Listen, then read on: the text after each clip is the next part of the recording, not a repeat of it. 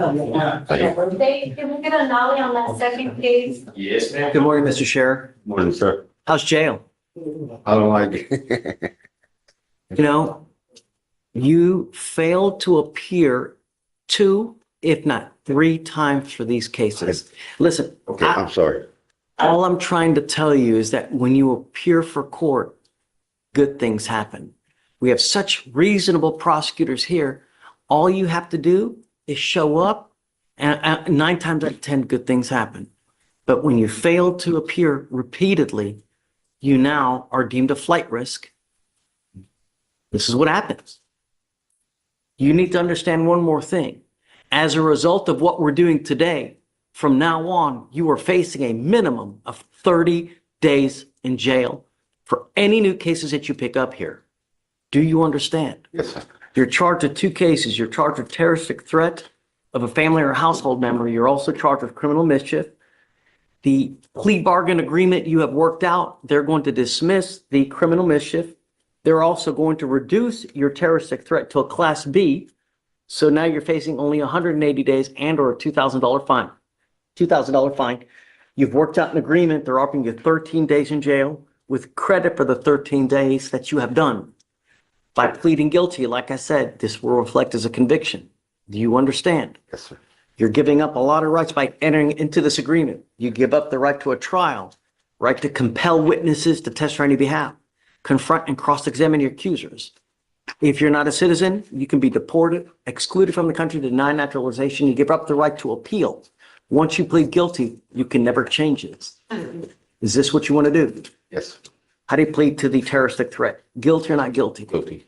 I'm going to find you guilty. I'm going to withhold, or I'm going to find you guilty, send it you to the agreement. The only other thing I'm going to tell you is that whatever you did to pick up these cases, I would be very careful, because if you continue with the same course of conduct, it's very possible they charge you with a more serious offense. All right? Yes, sir. Good luck, sir. And next time, show up.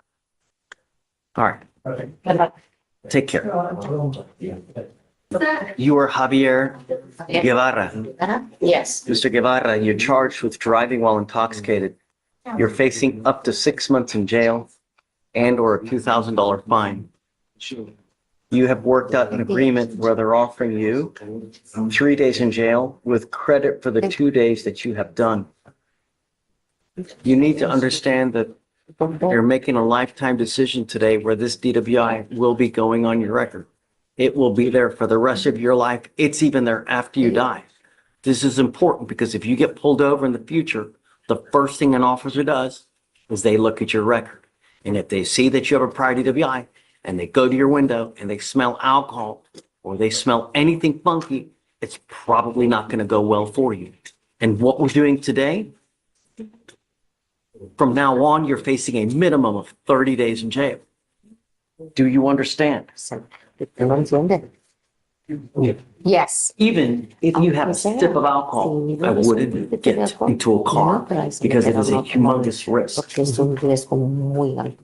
You're giving up the right to a trial, right to compel witnesses to testify on your behalf, confront and cross-examine your accusers. If you're not a citizen, there are possible facing consequences. You can be deported, excluded from the country, denied naturalization. Under federal law, you give up the right to appeal. That's why I said, once you plead guilty, it goes on your record. It will be there forever. Knowing all this, do you still want to do this? No. Sabiendo todo, quiere seguir. Habiendo toda la información que le dio, pues quiere seguir. Yes. Speak to the offense of driving while intoxicated, guilty or not guilty. Guilty. One more thing you need to understand, Mr. Guevara. DWI is big business in Texas. There's a $3,000 surcharge that would normally apply to you now as a result of you pleading guilty. And if you don't pay it, every $100 you owe, you sit 1 day in jail. I will waive that for you now because we all make mistakes. But I'm telling you now, if you continue to make mistakes where you endanger my public, the next DWI, it is a $6,000 surcharge. And like I said, if you don't pay it, $100 that you owe, you sit 1 day in jail. Do you understand? If you want to get lit, take an Uber. I'm going to suspend your license for 90 days. Do not drive until you get a license. Good luck to you, Mr. Una Yamamoto. licencia de conducir. Starting with the state. John Davenport, City, Your Honor. Jose Ceja for Mr. Alfaro. Okay. Are you in on this as well? I'll tell you. Blake jurisdiction on behalf of the state of Texas, Your Honor. Got it. Okay. So for purposes of the record, we are here. Today is set for a dispositive motion to suppress on this DWI second. And This is a motion to suppress. The defense is arguing that the arrest for DWI was illegal. If the defense wins, the case is dismissed. If the state wins, Mr. Alfaro pleads to a DWI. The specific issue? The patrol officer, Officer Johnson, found Mr. Alfaro passed out at a green light, but instead of doing the field sobriety tests on scene, he arrested him for impeding traffic and moved him to the jail for a DWI task force officer to investigate. we are all in agreement that it is a dispositive nature. So if state loses, you dismiss. If you lose, you end up pleading, correct? Right, and I think we already have the plea worked out, which is a reduction to DWI first probation. Okay. And Your Honor, that was a prior deal for the prior prosecutor that I'm honoring. You're okay with it? I'm honoring. Okay.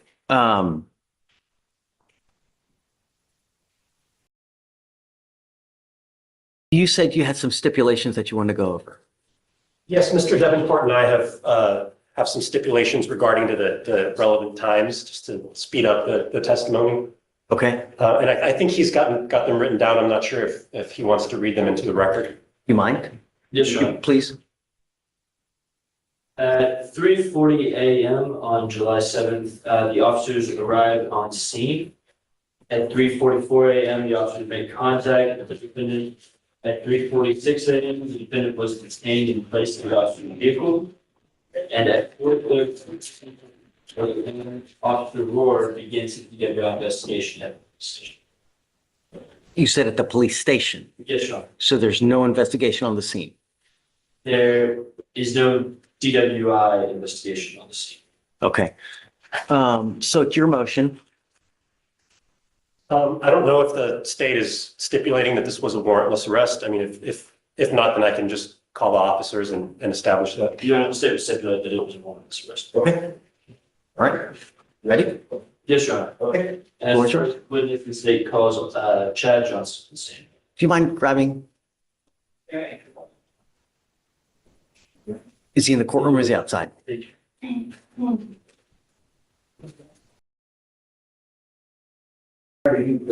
come up to the stand and raise your right hand to be sworn. Do you solemnly swear to tell the truth, the whole truth, and nothing but the truth, so help you God? Okay? Please mind taking a seat. If you don't mind, please speak loudly, clearly. If you hear the word objection, just stop until it's addressed, and then you may continue. Okay? Yes. Okay. Okay, the floor is yours. Thank you. Can you please state your full name for the record? Chad Johnston, And what do you do for work? employed by the Pasadena Police Department, And how long have you been doing that for? 6 years. Do you have any specialized training and experience for that? That's the police academy. Can you kind of briefly describe what that training involves? Police academy? Yes, just Penal code, transportation code, CCP, DWIs, traffic stop snacks, building clearing. Basically anything that we could use. This is where the case becomes far more than a simple DWI prosecution. The defense isn't claiming the defendant was necessarily sober, they're challenging whether law enforcement followed the Constitution from the very beginning. That's a critical distinction. In court, even strong evidence can become useless if it was obtained after an unlawful arrest or an unreasonable detention. Notice how the defense carefully points out that being suddenly awakened from a deep sleep can naturally cause red eyes, confusion, sluggish reactions, and speech that may sound impaired. Those observations alone don't automatically prove intoxication. On the other hand, the prosecution argues that the totality of the circumstances tells a different story. The defendant was asleep behind the wheel in a moving lane of traffic, admitted to drinking, smelled strongly of alcohol, and later showed signs of impairment during standardized testing. So here's the real question for you. Should officers be allowed to move a suspect to another location before completing a DWI investigation if they believe it's safer and more efficient? Or should they be required to gather enough evidence right there at the scene? Let us know where you stand in the comments before you hear the judge's ruling. We initially started with flashing our flashlights on him, banging on the window. That was unsuccessful.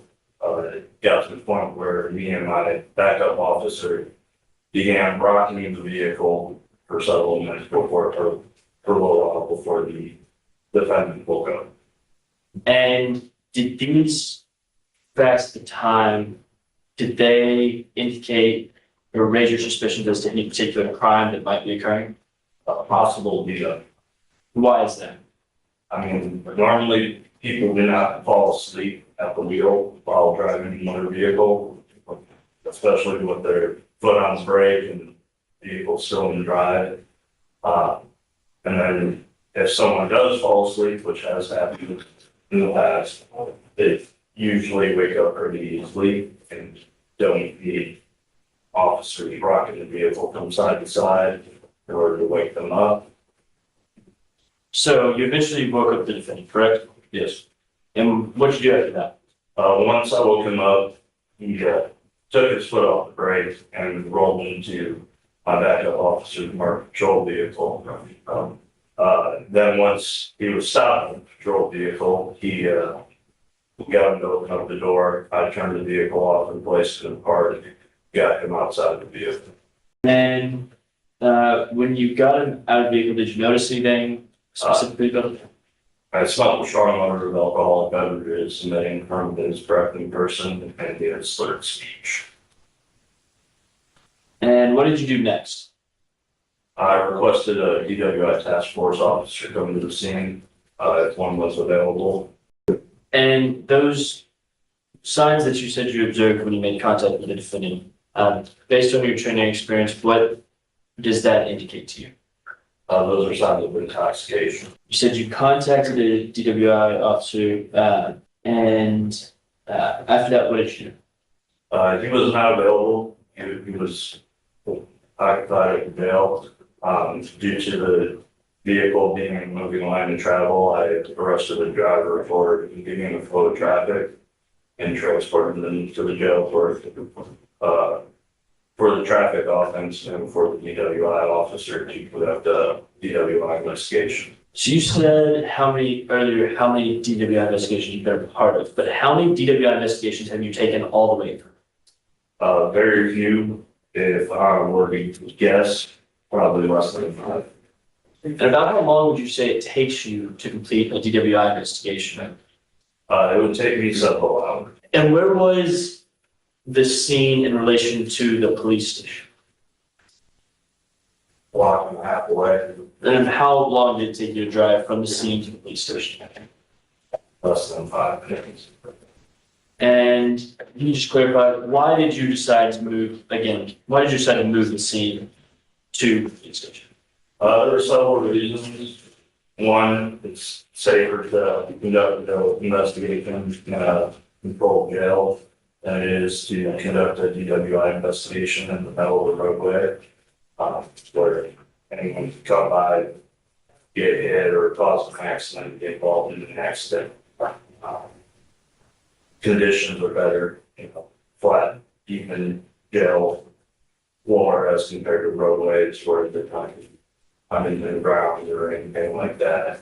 And then also, our DWI task force officer was occupied already, was unable to make the scene, and unfortunately, we put them at the jail. Stay past the loose, John. Hold on a second. You said when he got out of the car, he stumbled back or crashed or something? When he woke up, he took it. The vehicle was in drive with his foot on the brake. So once he woke up from us rocking the vehicle, he took his foot off the brake and rolled into my backup officer. So it rolled in, it actually crashed into the other car. Yes. Okay, all right. That's the only thing I wanted clarification. Okay, May I proceed? please. Good morning, sir. So can you describe in general your role in this investigation? I was the first officer on the scene and I was one of the dispatch and responding officers to it. Okay, and fair to say that he was in pretty deep sleep, right? Sure. And at the scene, very little time was spent with Mr. Alfaro, is that right? Yes.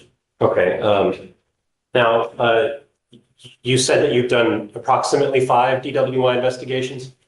Yes, but that's what it was. Yes. Okay, but you've done your NHTSA training, Yes. and you know that the second stage of the NHTSA training is called the personal contact stage, right? Mhm. Do you recall what that is? I do not. Okay. You know that in any investigation, it's important to spend time with the person that you're investigating and try to distinguish illegal from legal behavior, right? Absolutely. And in kind of big picture terms, that's one of the things that the NHTSA manual teaches you how to do, right? Mhm. Is that yes? Yes. Because it's not illegal to drink and drive. It's only illegal to drink and drive while you're intoxicated, right? I'm not necessarily, I'm going to drive my belt and container and other violations as well. Well, we can agree that in not all. About DWI, then yes, I would agree with you. Okay. In general, not every time that somebody drinks after having consumed alcohol, not every time are they committing a crime, right? Correct. Okay. Now, in this case, you were dealing with somebody who was deep asleep and was roused out of sleep, right? And it wouldn't be surprising if that person exhibited things like red eyes, right? Yes. Yes, it would not be surprising. It would not be surprising. Okay. That they appeared maybe a little bit disoriented, right? And you say that his speech was slurred, but you had never met Mr. Alfaro before, so you don't know how he normally talks, right? Yes, sir. Okay. I know what slurred speech sounds like.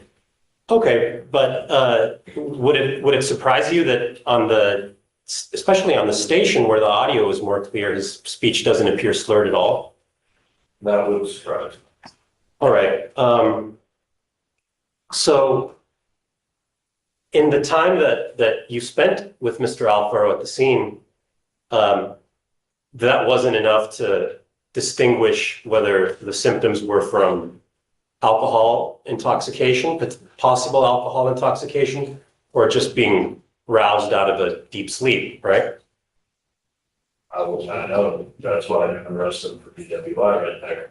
I understand that, but in general, after such a brief amount of time, that wouldn't necessarily be enough to convince yourself that this is just a person that I've woken out of a deep sleep, right? Oh, this is sharp lawyering. The defense is pointing out that being woken up from a deep sleep causes red eyes, disorientation, and even slurred speech, symptoms that mimic alcohol intoxication perfectly. Officer Johnson admitted he had never met Mr. Alfaro before, so he doesn't know how he normally talks. And get this, the defense asks if the audio from the body cam shows slurred speech, and the officer says, "I'd be surprised if it didn't." With other factors, I would disagree, but I mean, there's a possibility. All right. Did you write an offense report in this case? I wrote the supplement report. One moment, Judge. Judge, may I confer with the prosecutor for a second? Okay. Your offense report actually doesn't say anything about arresting him for impeding a roadway, does it? My supplement does. And Officer Rohrer, who was the lead officer in this case? Officer Orwell was the one that worked the DWI investigation. Okay, and it was his understanding that the scene was being moved to the scene to continue the DWI investigation. Is that right? Objection, Your Honor, speculation. If you know. I don't know what else Aurora put in his report, but I'm not going to tell you what was in his report. Ask the witness. Anything further?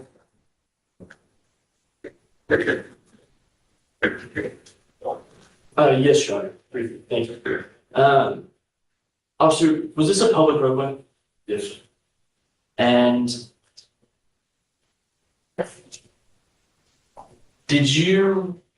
were there any other facts that you said it initially that because of the defendant being asleep, you had suspicion of a DWI potential? Were there any other facts that gave rise to further suspicion of a DWI in the course of your My whole encounter, Yes. I mean, there was the strong of alcohol and everything from him. I spoke with him and asked him if he had anything to drink, to which he told me he had a few. So he had admitted drinking, I could smell it on him, his sort of speech. Stay past the witness, Your Honor. Nothing further, Jeff. Someone mentioned something about an open container. Was there an open container or no? No. No. Okay. All right. You're excused. Subject to recall, anyone? Subject to recall, please. Your Honor. Okay. If you don't mind, please just waiting outside in the jury. Step. Okay. State any other witnesses? Yes, Your Honor. The state calls Brian Rohr to stand. Great. Do you mind grabbing reputation? All right, witness, not being sworn in. All right. Deputy Rohr, if you don't mind coming up to the witness stand and raising your right hand. Sir. You solemnly swear to tell the truth, the whole truth, and nothing but the truth, so help you God? Yes, I do. All right, please do take a seat. If you don't mind to speak loudly, clearly, if you hear the word objection, just stop until we address it, and then you may continue. Okay? All right. State, please. Thank you, Your Honor. Can you please state your full name for the record? Brian Charles Ward. And what do you do for work? I'm a police officer. How long have you been doing that for? About 4 years now. And do you have to have any specialized training to do that? Yes, sir. Can you briefly describe that training? The basic police officer's course is about 9 months of specialized training as mandated by TPOL, as well as I'm a member of our DWI task force as well, which is further specialized trainings. And what kind of specialized training do you have to have that to be part of the DWI? To be a part of our DWI task force, you have to have basic SSD, standard skills sobriety tests. You also, it's highly encouraged you to a ride course, as well as you have to be certified as a drug recognition expert to the point you're posting. And how long have you been a part of the DWI task force specifically? About a year and a half. And over what years, one as a police officer, how many DWI investigations have you been involved with? I'd say at this point, probably upwards of 150. And generally speaking, I know everyone's different, but how long does it take you to complete a DWI investigation? Generally about 2 to 3 hours. And do you remember, do you recall the incident that we're here for today that occurred on July 7th, 2024? Yes, I would. And can you explain how you became involved with that? With a call service, officers went out, found the reason was people stopped in a roadway. They had reasonable conceit to believe a DWI investigation needed to take place. I couldn't make it out to the scene, so the subject was actually transported up to our impound room to meet. And upon contact with the defendant, what did you notice? I noticed eyes were red. Also detected odor of alcoholic beverages and some slurred speech. And what did you do next? Next was going into the other device, the BWI investigation, which would be the Miranda's. And here comes the ringer, Officer Rohrer. He's a DWI task force guy with about 150 investigations under his belt. He's the expert. He did the horizontal gaze nystagmus, HGN, test, the eye test, and Mr. Alfaro scored a perfect 6 out of 6 clues, which indicates impairment. But here's the million-dollar question. Does it matter if the arrest was illegal? Under the fruit of the poisonous tree doctrine, if the initial stop or arrest violates the Constitution, any evidence gathered afterward, including this HGN test, is inadmissible. Voting and then sobriety tests. Do you recall the specifics of your investigation as far as the center sobriety test? As far as the specifics in clues specifically for the assessing? Generally, yes. If I were to ask you about the clues that he exhibited, would you recall that? I would probably have to reference the reporting. So you just have one moment, you want to? Sure. Let's do that. First witness, you Yes. you recognize? Go ahead. Yes, I do. And It's my original report from the United States. would like to refresh your recollection. Officers, your recollection refresh? Yes. So you made contact with the defendant and you said you began to carry out your investigation. I'm sorry, say that again. You made contact with the defendant and you began to carry out your investigation. What was the first step in that process? So the I'm sorry. First step of the process would be an interview of the site.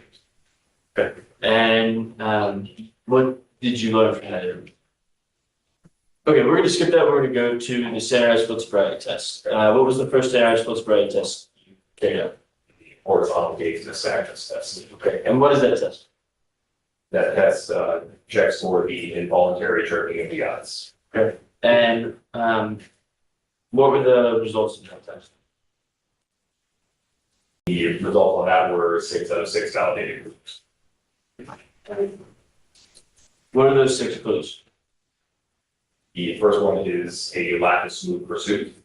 Then following that is a distinct and sustained nystagmus to maximum deviation, and then the onset of nystagmus prior to 45 degrees. And it's fair to say that he hit all 6 of those clues. That is correct. And what does that indicate to you? That would indicate the presence of a substance in this. Would that indicate alcohol, a potential presence of alcohol in the defendant's system? Yes. And what did you do next? Next was the walk and turn test. Okay. And what is the walk and turn test?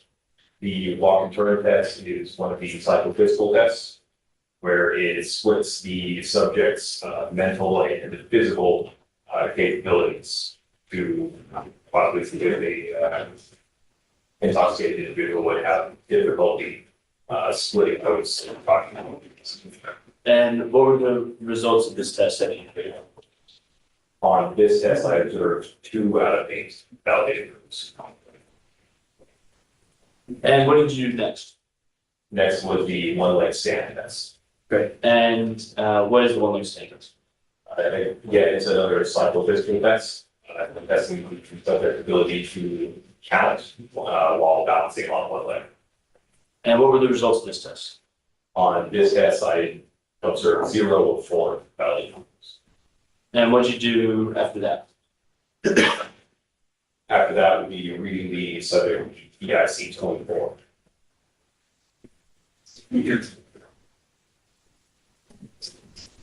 Based on the totality of the circumstances, were you able to form an opinion on whether or not the defendant was intoxicated?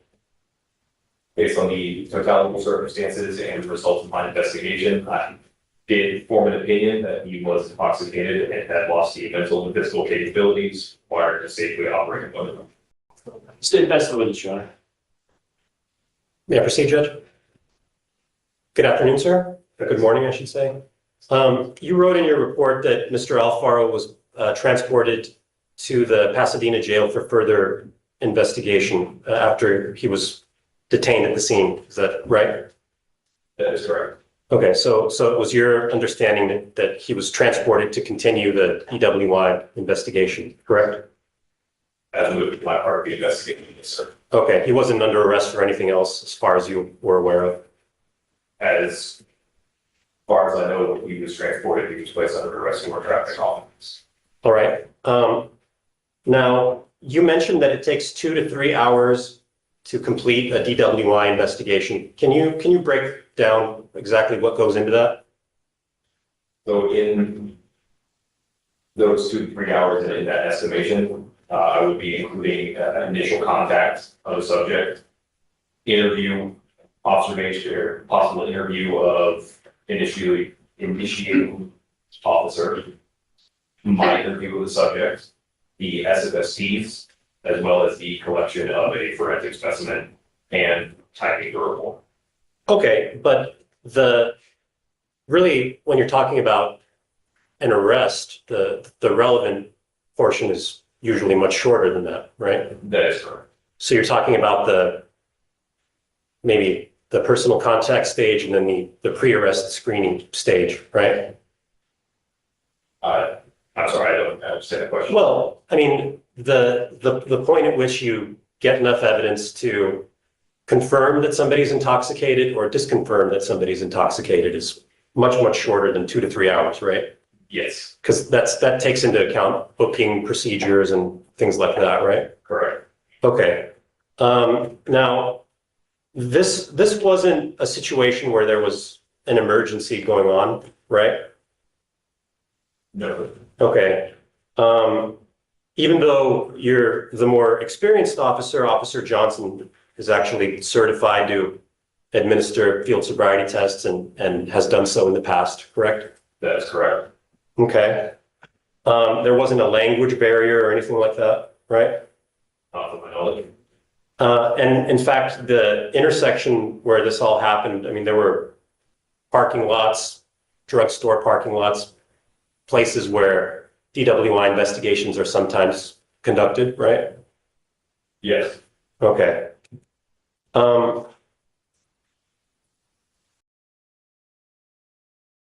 So, in other words, there was nothing to stop the DWI investigation from being conducted where it was there at the scene of the incident. Nothing that you can point to, is there? as far as the performance of SFS teams, no. So what was the reason for moving this investigation to the jail? To bring him to a member of our DWI task force who is better suited to performance of the SFSTs and to provide a space more conducive to performance of the SFSTs. Okay, but if you had wanted to, it could have been this, or if, not you personally, but if law enforcement in this case had wanted to, this investigation could have been pursued more. What started as an ordinary DWI hearing ultimately became a lesson in how important preparation, professionalism, and constitutional protections are inside a courtroom. Throughout this hearing, both sides fought over a single legal question: was the arrest and subsequent investigation conducted within the limits of the law? While the prosecution emphasized public safety and the evidence pointing toward intoxication, the defense focused on whether the defendant's rights were respected from the very first interaction.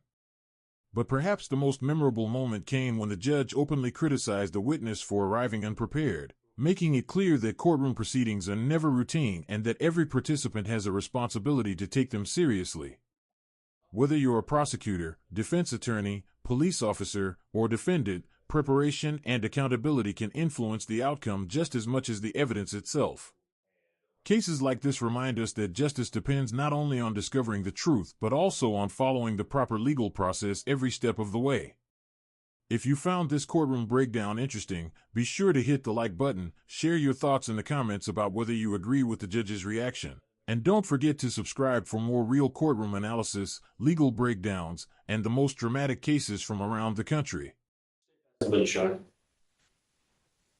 further, Judge. All right. Witness may be excused. And that's a wrap on the evidence. The state rests. Let's recap the arguments. The state says, we had a legal traffic stop, we moved him for safety and efficiency, and the DWI expert proved he was drunk. The defense says, it was a pretext. They arrested him for a traffic ticket just to go on a fishing expedition for a DWI, and the delay was unreasonable. All right. Thank you, sir. State anything further? Just arguing, Your Honor. Okay. Judge, So hold on. You rest? Yes, Your Honor, statement. I'm going to admit a thumb drive with 2 body cameras and then the scene body camera.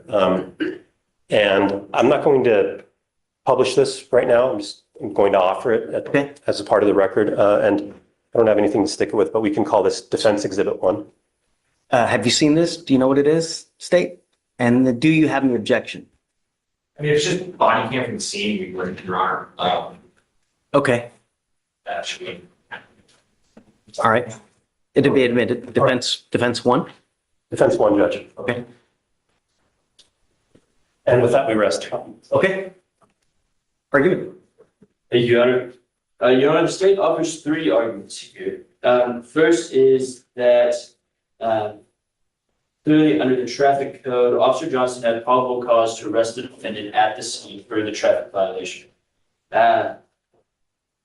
Upon arrival, the officer could clearly see that the defendant was parked in a moving lane of traffic in violation of traffic code section 545-363 and 545.302.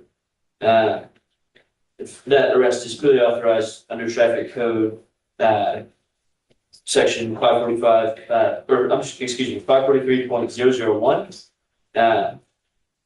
And after that arrest, once the officer had transported the defendant, then a separate DWI investigation took place, which is clearly legal and proper and does not violate any of the defendant's Fourth Amendment rights. And the alternative, Your Honor, the state would also show that the officer articulated sufficient facts to rise to at least reasonable suspicion that the offense of driving while intoxicated had occurred. The defendant displayed a strong odor of alcoholic beverages, was asleep in his vehicle, and took significant effort to wake up from the officers. Also, the time of night was indicative, and the other facts that the officer suggested, such as slurred speech and the other surrounding circumstances. Furthermore, moving the investigation to the police station and subsequent time it took to conclude the investigation. Furthermore, moving the investigation to the police station and the subsequent time it took to move the investigation was reasonable under the circumstances and served a legitimate law enforcement purpose. That purpose was to give the DWI investigation to an officer that would be more efficient at running the investigation. This purpose, this is supported by prior case law in Belcher v. State, where, Your Honor, the Court of Appeals out of Fort Worth found that a 30 to 35 minute prolongment was reasonable under the circumstances for the express purpose of the officer handing the DWI investigation over to a specific DWI officer for the purpose of efficiency. Furthermore, Your Honor, the state in the alternative to that argument would also go to show that probable cause existed at the scene due to the totality of the circumstances and the signs of intoxication and the clear operational facts that the officer had at the scene rose to the level of probable cause for the officer to arrest the defendant for the crime, for the offense of driving while intoxicated. Can you come up real quick, Blaze? Come up. Mr. Demo, come up. Sure, on the record. Okay. As a lawyer, as a person who just works in general, I really take pride what we do. You know, when we do stuff, we come prepared. This is not a joke, man. This dude that just came and testified now was a deer in headlights when you asked about the interview. Completely and wholly unprepared in every single way. So I don't give any credence to that testimony right there whatsoever. I mean, it's like, how are you going to come? This is not a joke. You know, we take this completely serious. You know, you come here, you can't even recite what happened. You can't even take 5 minutes to look at the damn report. You know, really. So that, no credence whatsoever. So what I'm going to do now is... Did you hear that? Judge Fleischer just exploded in the most composed judicial way possible. He said, "I'm literally floored, and I don't give any credence to that testimony whatsoever." He just completely eviscerated the witness for being wholly unprepared. He said, "This isn't a joke, this is someone's life on the line." And he's absolutely right. Watching a judge tear into a cop or a prosecutor for being lazy is one of the most satisfying things in court. I'll take a look at the facts surrounding what happened on the scene, and I'm going to make a decision and see whether we go forward or not. But I'm floored how you're just going to come in and just kind of, here, let me just, you know, really, it's not a joke. It's a life on the line here. And I really take it seriously, and I'm just offended by it. So anyway, I don't need it. All right. Let me just take a look. I want to see that real quick, and then I'll have a decision here within a couple hours. Okay? All right. All right. Thank you, Judge. Thanks. May we be excused? Please. Right. All right, lawyers, let's go. Just don't, just, it is what it is. You know, it just. Ready? Three on those.